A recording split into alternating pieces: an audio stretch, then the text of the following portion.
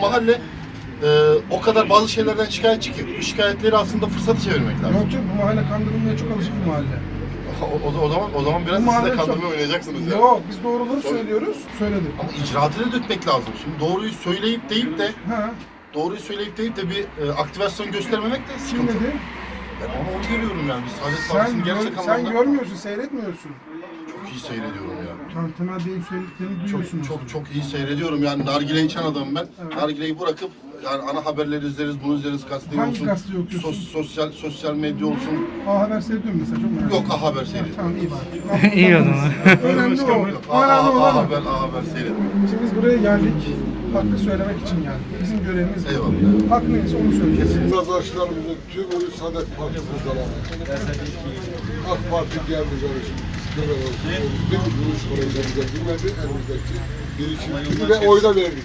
Ben biliyorum. Şimdi dedi ya. Ha, şimdi Yani vallahi- 2009 burada ben hatırlıyorum, Yılmaz Berat'la beraber gidiyoruz. Yılmaz Berat dedi ki bak bu adamlar sizi kandırıyor dedi.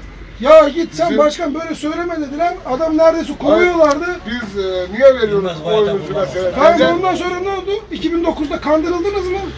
Kandırıldı. 3 kere kandırıldı. İmar bizim buraya imar gelse ben inşaatçıyım. Sen kazanacaksın. Bir taraftan da birinin işini ben tutar yaparım. Tamam mı? Bu iş öyledir. Yani normalde biz yalan yok. Bak iyi de olabilir, ben bir şey demiyorum. Yani bizim Türkiye'mizin geleceği için çoğu şeylerden adam faydalı olur. Bir şey demiyorum. Ama imar konusunda bize çok büyük yanlış. Yılmaz Başkan yalan söylemiyor abi. Geçti. 2014'te Erol Delen Bey geldi mi buraya? Geldi. Dedi ki bak dedi. Bunlar yine sizi kandırıyor dedi. Yok dedi, kandırmıyor olacak dediler. Doğru mu? Doğru. Ne oldu? Kandırıldı mı? Kandırıldı. Heh. Şimdi ben sana geldim. Ben de Bekir Bayat olarak geldim. Diyor ki bak gene kandırılma. O yüzden gel bu seçimlerde sen Saadet Partisi'ne ver. Sen ver ki hep beraber huzura kavuşalım. Başkan şu anda kararsızım. Ben söylediğimden geri dönmem.